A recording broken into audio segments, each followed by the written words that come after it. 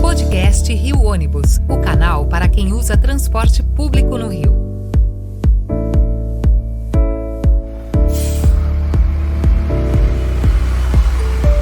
Saudações ouvintes, passageiros dos ônibus da cidade e população carioca.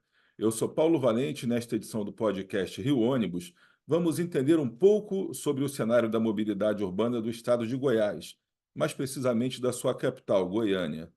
O principal meio utilizado pelos goianienses para atravessar os 421 quilômetros quadrados de área urbanizada da cidade é o transporte público, composto principalmente por ônibus. São 13,4 quilômetros de rede de BRTs e mais 13,6 quilômetros de faixas exclusivas para os coletivos.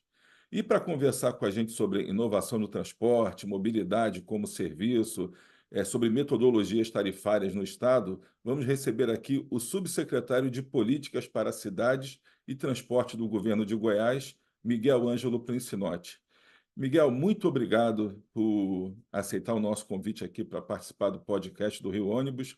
Eu tenho o prazer de participar de um fórum que você criou, o Mova-se, né, em que esses assuntos são debatidos aqui o tempo todo, e também leio os seus artigos todos e republico lá no LinkedIn, que eu acho bem interessante, por colocar certas questões que às vezes são meio óbvias quando a gente apresenta. Um exemplo, a gente vai falar mais tarde aqui da tarifa zero. A tarifa zero vai resolver o problema do transporte no país. E tem muita gente que é entusiasta. Não, não, claro que vai e tal. E a gente sabe que não é bem assim. Então, como a gente conversava agora há pouco, tem muita gente com soluções mágicas e muita gente para falar mal, para torcer contra, mas pouca gente ainda para discutir o que realmente precisa ser feito. E você, para nós aqui, é uma referência nessa discussão. Então, é um prazer conversar com você aqui no nosso podcast. Fico até, né, fiquei até tímido agora, depois dessa apresentação. Você, você chamar de referência um pouco exagerado, mas agradeço. E mais importante ainda, né, a referência é nós conseguimos compartilhar as nossas experiências, né? Sim, Eu aqui com a experiência da região metropolitana de Goiânia, né, do estado de Goiás, o Rio. Porque se apesar de estarmos trabalhando com o transporte público, apesar dos ônibus serem iguais, as estruturas de governo, a questão da sociedade em si, como ela enxerga o transporte, como que sim, ela enxerga o próprio governo, né, e os serviços públicos são diferentes. sim, Então, estarmos sempre assim juntos e trocando opiniões é sempre importante, principalmente no nesse mundo depois de rede social, onde todo mundo virou especialista, verdade. mas nenhum desses novos especialistas querem se aprofundar no problema. Sim, Querem proclamar soluções, mas sem saber onde que está o problema e como ele deve ser atacado. Então, a gente vê muita situação que é tratando dor de garganta com morfina e câncer com Tilenol. sim. Então, Te eu entendo acho bem. que é, e sempre alguém fala, não, é porque isso deu certo em Maringá. Não, Maringá, beleza, mas a estrutura de Goiânia, do Rio de Janeiro, São Paulo é diferente. Ah, não, mas São Paulo está fazendo isso. Bacana, mas é Sim, diferente de Goiânia. Então, essas oportunidades que temos de trocar as experiências, né? Também lá no Moves, eu acho que é importante para começarmos a ter uma visão do transporte como sistema e que, apesar das soluções serem complexas, elas são execuíveis, mas não são mágicas. Então, eu fico exatamente. muito feliz com esse convite e poder compartilhar um pouco da experiência aqui de sucesso no estado de Goiás. Certo. Bom dia. Pô, até com base no que você falou, você está falando, eu estou me lembrando aqui de Goiânia, quando o Rio Ônibus começou a estudar isso, final dos anos 90, a questão de implantar ou não a bilhetagem eletrônica, a gente começou a ver o que é que tinha no Brasil. À época, a maior referência era a cidade de Salto, em São Paulo, que tinha 50 e poucos ônibus, e um sistema de bilhetagem funcionando já há um bom tempo. E eu, com mais uma turma nossa aqui, passamos a viajar pelo Brasil para ver referências na bilhetagem. A gente esteve em Campinas, tinha um sistema funcionando, e esteve em Goiânia. Foi a primeira vez que eu fui a Goiânia e eu me lembro que era uma novidade, então a gente visitou o local, que era uma casa adaptada em que funcionava lá a central da bilhetagem, a emissão dos cartões e tudo, e visitou duas garagens, uma da Expresso Araguaia, em que nós estivemos lá conversando com o seu Odilon. Ele falou muito sobre a bilhetagem e a gente falava justamente isso. Ele, mas isso aqui é em Goiânia, lá no Rio é diferente, entendeu? Então vocês têm que achar, com a nossa experiência, achar o que vocês têm que fazer. Ele é bastante experiente. Eu fiz uma pergunta, me lembro. Ô, senhor Odilon, de tudo que o senhor fez aqui para a bilhetagem, o que é que o senhor faria diferente? E ele falou para mim, olha, quando eu assinei o contrato, aí ele colocou a mão sobre a mesa e fez assim, olha, como se tivesse um... Olha, fiz um contrato desse tamanho. Se fosse hoje, eu teria feito um contrato desse tamanho. Teria perdido mais tempo no planejamento, pensando mais na implantação, nos detalhes, do que saído logo implantando, porque vários problemas surgiram depois e não estavam previstos em contrato. Então, o que eu recomendo a vocês é isso.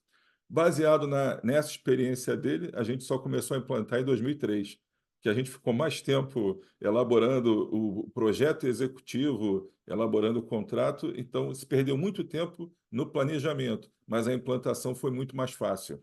E ele falou justamente o contrário, a gente assinou rápido e demorou para implantar. Então, uma lembrança que eu trago aí de 98, 99, mas que para a gente foi muito válida e bate com isso aí que você está falando. É uma coincidência feliz, está falando de épocas aí diferentes, mas com problemas similares.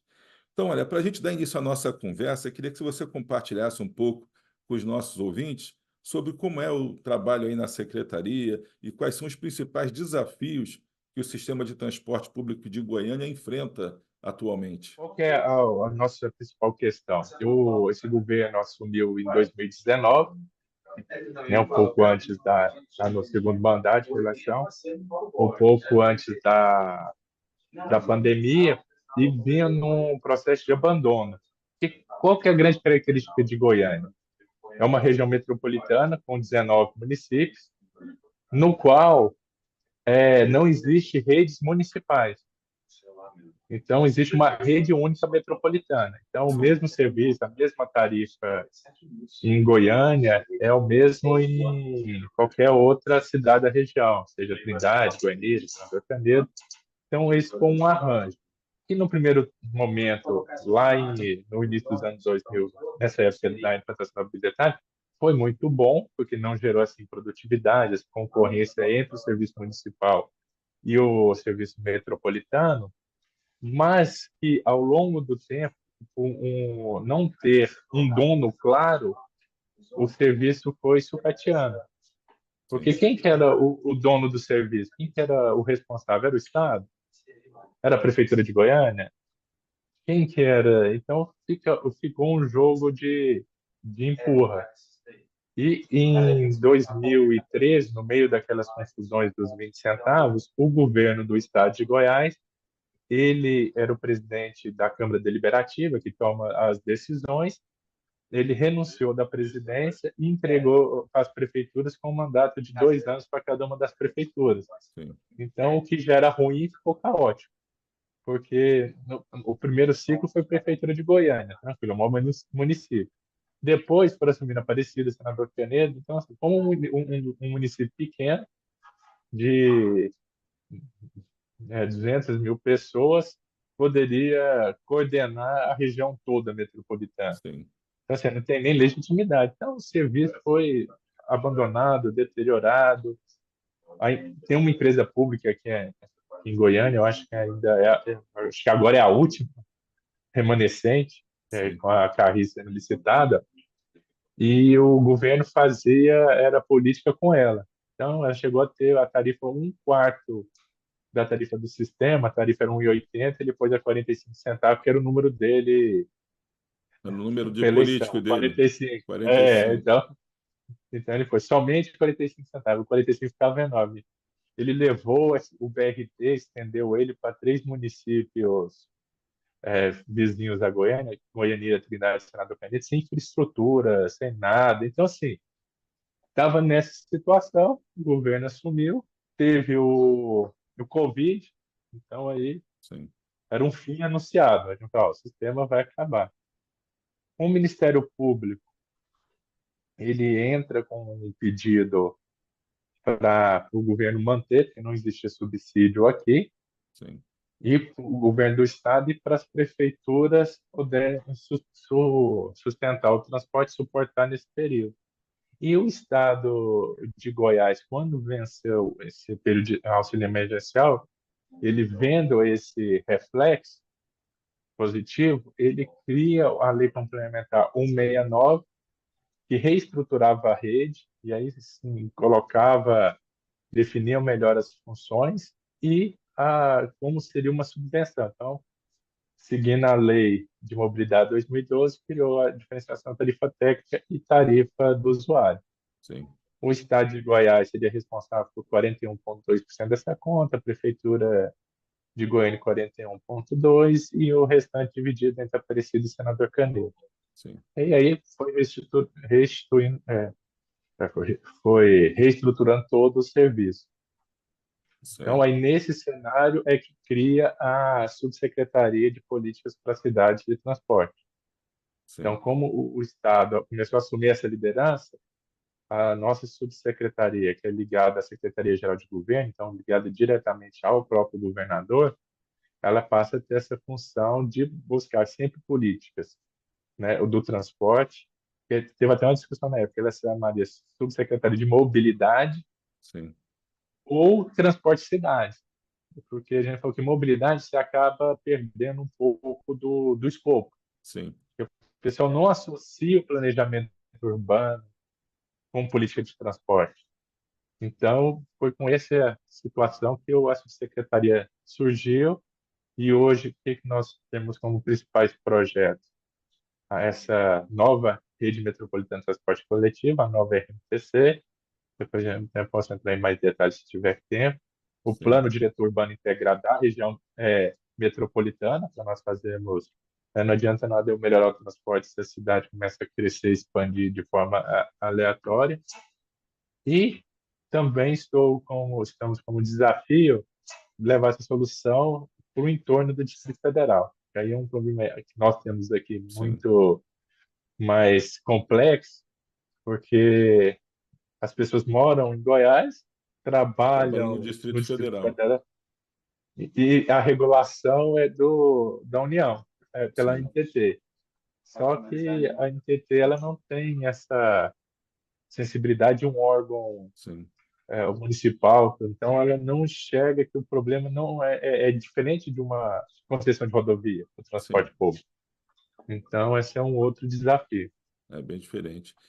Você falou uma coisa só para te colocar também. Aqui no Rio nós temos uma empresa pública, a Mob Rio, que é resultado da retomada pelo município da operação do BRT. E já É colocou para verdade. licitar. Está igual a É. Carris, está licitando, só que a licitação foi suspensa, está em análise pelo Tribunal de Contas, então está suspensa. Mas aqui também temos hoje operando essa empresa pública, Mob Rio. Aliás, até com o prefeito fazendo grandes investimentos e até um trabalho bom.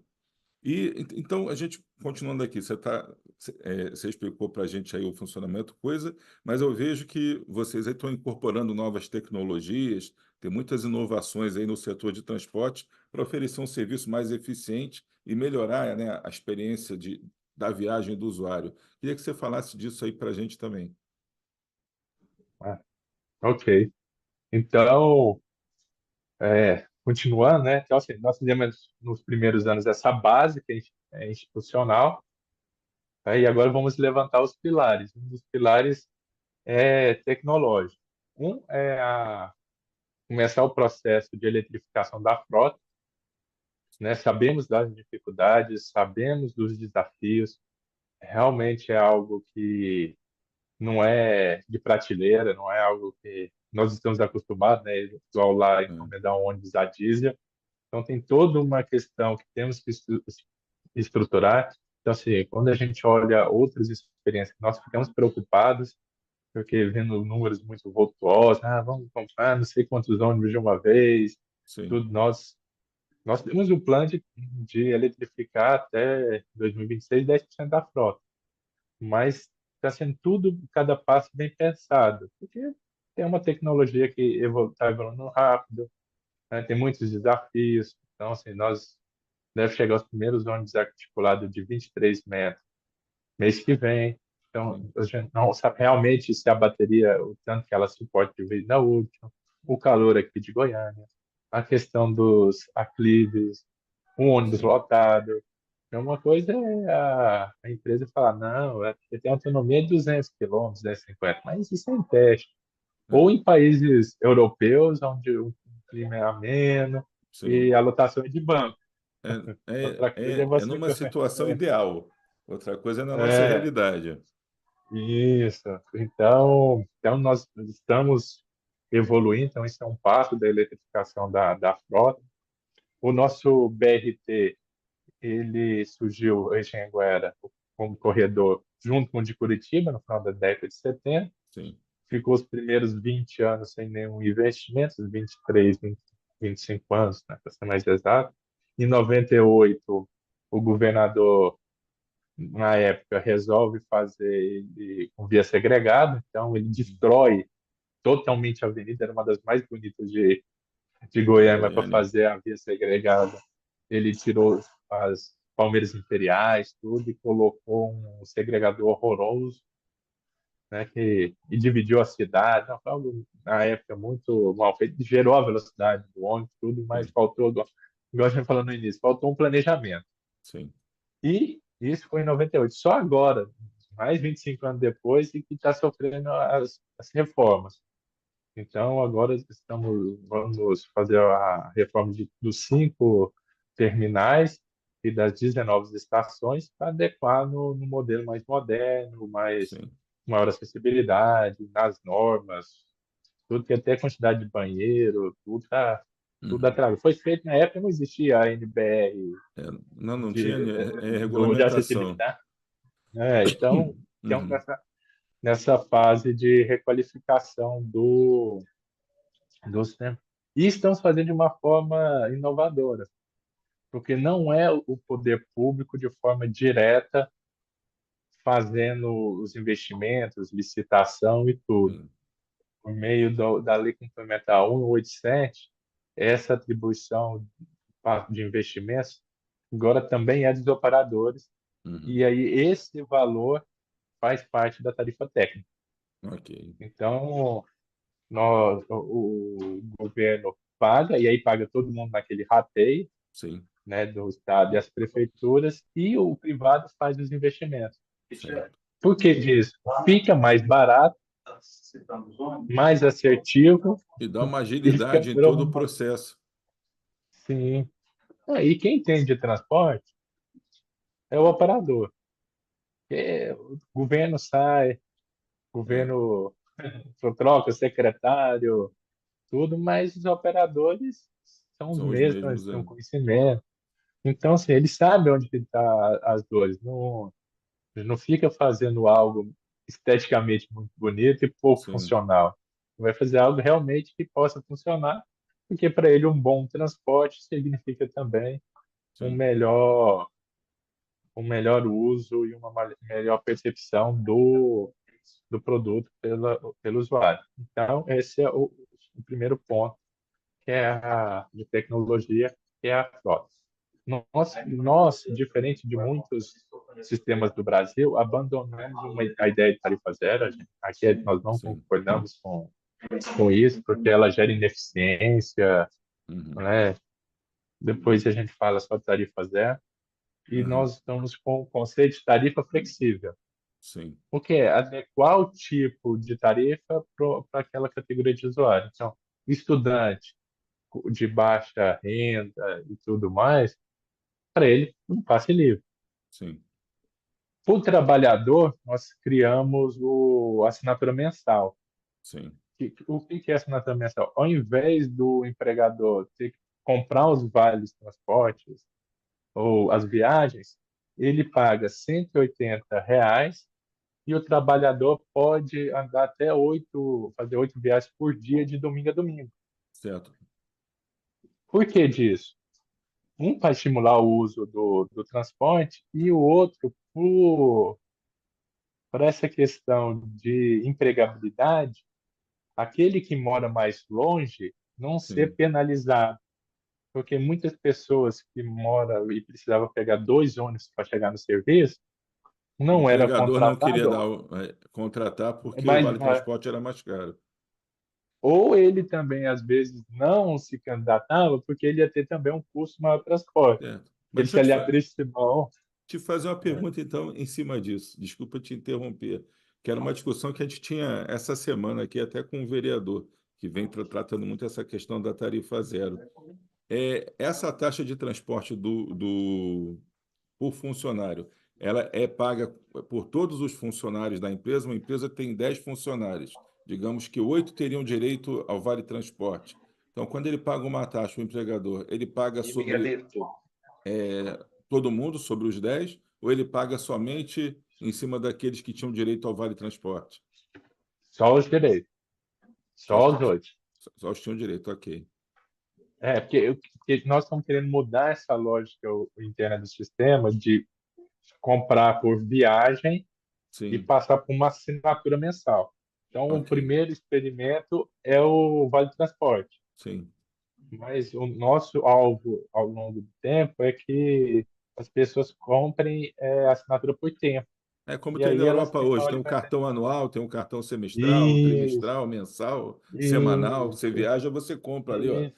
Você quer o bilhete É, para hoje, para um dia, ou você quer para a semana. Então tem é, preços diferenciados. então, assim, e aí começa a concepção no futuro próximo nascer o MAS, o Mobility as a Service, Ok, porque que é? Essa mesma ideia do transporte, né, por onde você poder integrar com táxi. Então, ela numa assinatura mensal, ela pode usar tantos minutos, a sim, gente já está nessa para o ônibus, para o táxi, para a bicicleta pública, para o estacionamento. Então, dá aquela ideia de Netflix do transporte ou de sim, churrascaria, onde o usuário ele pode, né, escolher a melhor forma para andar. Porque assim, a gente sabe que o transporte público ele é importante, ele é um estruturador, mas tem momentos que ele não serve. Fazer a compra no supermercado, a pessoa não vai fazer de ônibus, porque como é tem que difícil carregar carregar as bolsas, sacola, sacolas, tudo. é, carrinho, tudo. Então, nesse momento, ela poder usar um táxi no preço mais acessível para fazer essa viagem específica, ela pode até ir de ônibus, mas Mas aí pode volta volta com. de táxi. É, pessoas que moram a uma distância de um terminal, 10 quilômetros, 5 quilômetros, ele não quer esperar um ônibus alimentador, ele pode pegar uma bicicleta pública e chegar. Sim, Então, mas se o dia estiver chovendo, tudo, ele não vai de espera o bicicleta, ônibus, claro, aguarda. né? Então, Então, a gente vai criando essas oportunidades. certo. Então, a gente dando sequência aqui, a gente soube que vocês ganharam o segundo lugar no segundo prêmio de boas práticas do Consórcio Brasil Central na categoria de infraestrutura e logística, por conta da iniciativa, né, de colocar subsídio para o transporte público. Então, como é que funciona essa iniciativa? Acho que você já falou até um pouco sobre isso aí, Uhum. né, nesses modais. E como foi para vocês aí ganhar esse prêmio? Não, foi muito bom. Nós ficamos até um pouco chateados que a gente perdeu um aplicativo do Mato Grosso. Por algum Uhum. motivo, o presidente do consórcio é o governador do Mato Grosso. Essa é só Não, isso aí. coincidência. Nós perdemos por 2 pontos.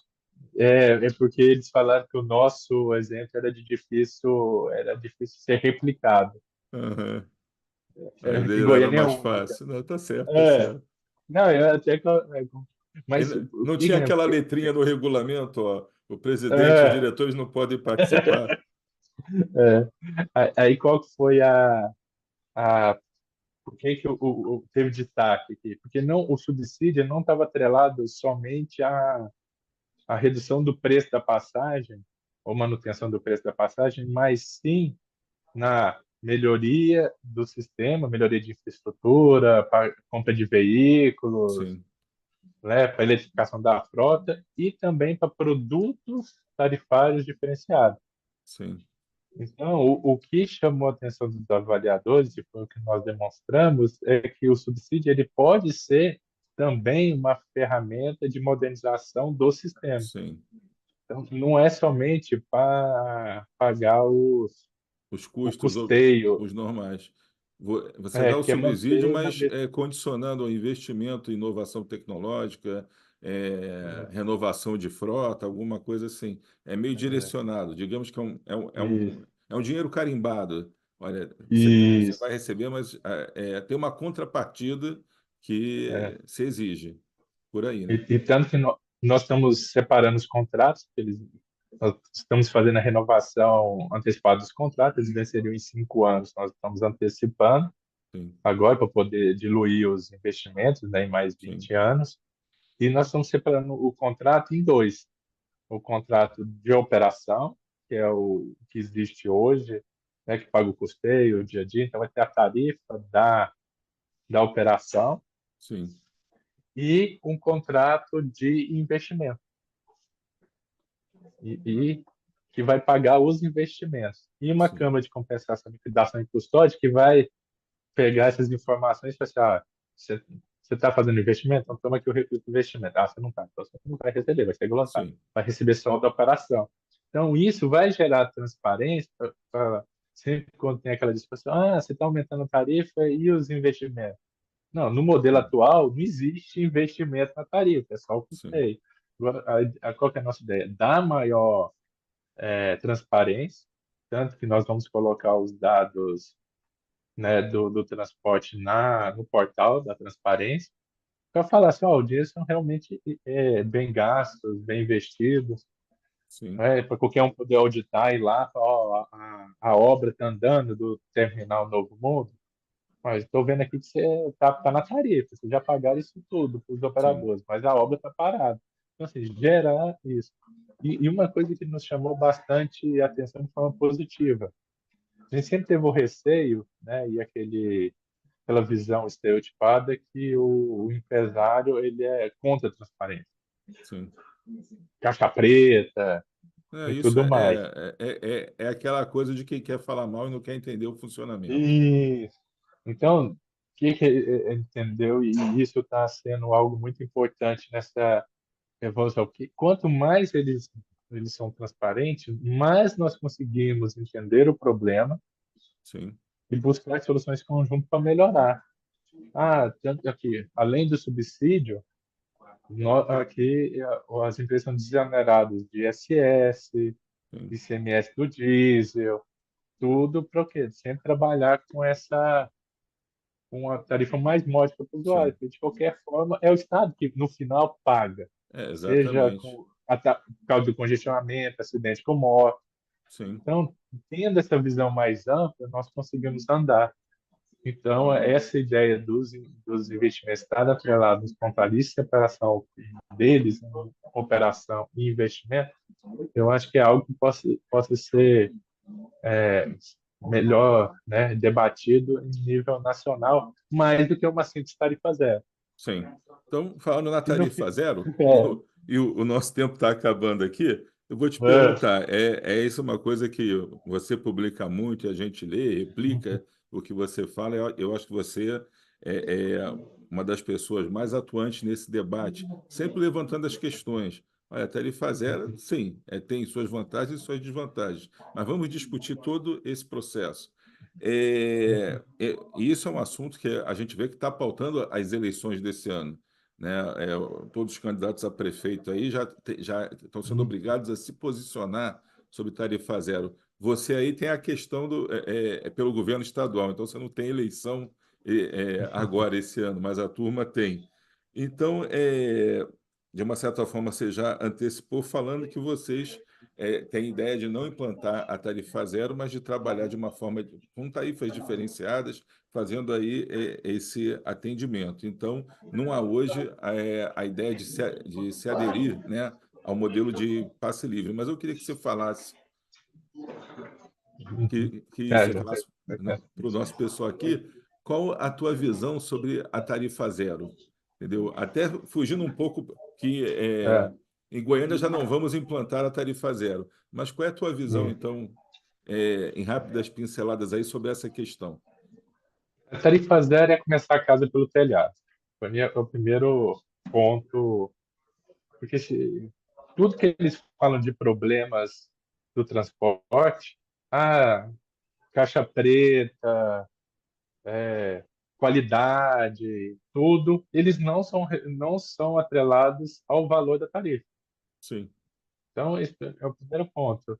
O ônibus ele é velho, não é por causa do valor da tarifa, é porque não tem um planejamento, um plano de investimento, um fluxo de caixa, sim, né? Uma matriz de risco bem definida. Então, assim, não aprofunda nos problemas, o que que você gera? Num primeiro momento, uma falsa sensação de ganho, porque sim, vai aumentar a demanda, né? Mas ele não vai se sustentar, porque não tem nenhum plano envolvido, um plano de. Até hoje ninguém conseguiu me apresentar um modelo de negócio para tarifa zero. sim, Aqui tem um município em Goiás, que é Lusiânia, que implementou. Já fizemos um convênio com o prefeito que nós vamos estudar e avaliar. No primeiro momento é sim, ótimo, triplicou a demanda, mas ele está com carro zero, tudo novo. sim. Tá tudo E novinho, aí tudo vamos ver, começando. vamos ver como que ele, nesses 2, 3 anos, como que ele evolui. Então tem esse problema. Um outro é esquecer das funções da tarifa. Por que que existe uma tarifa? Ela tem dois papéis.